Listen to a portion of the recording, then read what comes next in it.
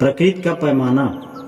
जब अरस्तु जीवन को साफ कर देता है तो सबसे पहले वह यह इशारा करता है कि प्रकृति जगत में हर चीज़ दो मुख्य श्रेणियों में विभाजित की जा सकती है। एक ओर तो निर्जीव चीज़ें हैं, जैसे पत्थर, पानी की बूंदें या मिट्टी के ढेले। इन चीज़ों में परिवर्तन की कोई शाक्य क्षमता नहीं है। अरस्तु के अनुसार निर्जीव चीज़ें केवल बाहरी प्रभाव द्वारा बदल सकती हैं। केवल जीवित वस्तुओं में ही परिवर्तन की संभाव्य क्षमता है। अरस्तु जीवित चीज़ों को दो भिन्न श्रेणियों में विभाजित करता है। एक श्रेणी में पौधे हैं और दूसरी श्रेणी में प्राणी। अंत में प्राणियों को दो उप श्रेणियों जानवर और मनुष्य में विभाजित किया जा सकता है। आपको यह तो स्वीकार करना ही पड़ेगा कि अरस्तु की श्रेणियां स्पष्ट और सरल हैं।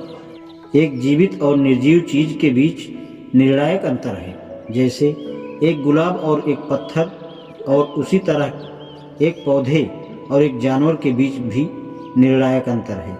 उदाहरण के लिए एक गुलाब और एक घोड़ा। इसके साथ ही मैं यह दावा भी करूंगा कि एक घोड़े और एक मनुष्य के बीच भी निश्चय ही एक अंतर है, किंतु यह अंतर वास्तव में किस चीज का है, क्या तुम मुझे यह बतला सकती हो?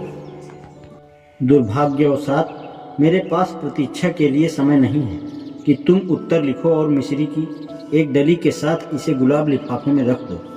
इसलिए मैं स्वयं इसका उत्तर बता देता हूँ। जब अरस्तु प्राकृतिक तथ्य को विभिन्न श्रेणियों में विभाजित करता है तो उसका मापदंड उस वस्तु के लक्षण है, या सटीक कहें तो यह कि यह वस्तु क्या कर सकती है या करती है। सभी जीवित वस्तुओं में पौधे, जानवर, मनुष्य पोषण, सोखने, बढ़ने और स्वयं को उत्पन्न करने की क्षमता है।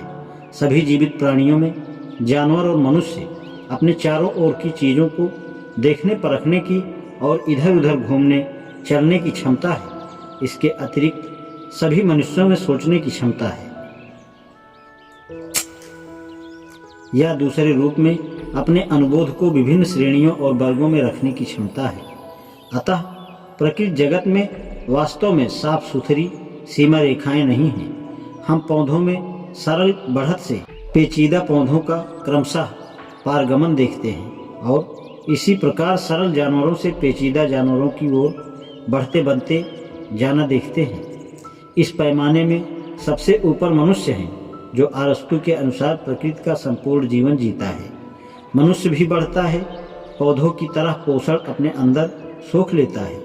उसकी भावनाएं हैं और उसमें जानवरों की भांति इधर उधर चलने की क्षमता है, किंतु उसमें एक विशिष्ट लक्षण है जो केवल मनुष्य में ही पाया जाता है, और वह है उसके पास तार्किक ढंग से सोचने की क्षमता। अतः मनुष्य में दिव्य तर्क की एक चिंगारी है। सोफी, हाँ, मैंने दिव्य शब्द का प्रयोग किया है। समय समय पर अरस्तु हमें याद दिलाता चलता है कि एक ईश्वर होना चाहिए जिसने प्राकृतिक जगत में गति की शुरुआत की। अतः प्रकृति के पैमाने में सबसे ऊपर ईश्वर ही होना चाहिए। अरस्तु ने कल्पना की कि सितारों और ग्रहों की गति पृथ्वी पर सारी गति को निर्देशित करती है, किंतु कोई चीज़ होनी चाहिए जो इन आकाशीय ग्रह नक्षत्रों को गति प्रदान करती है।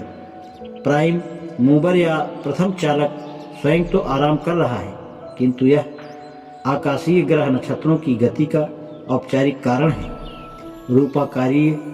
रूपाकारीय कारण है, और इस प्रकार प्रकृति की सारी गति का कारण है। आज इतना ही, शेष कल। धन्यवाद।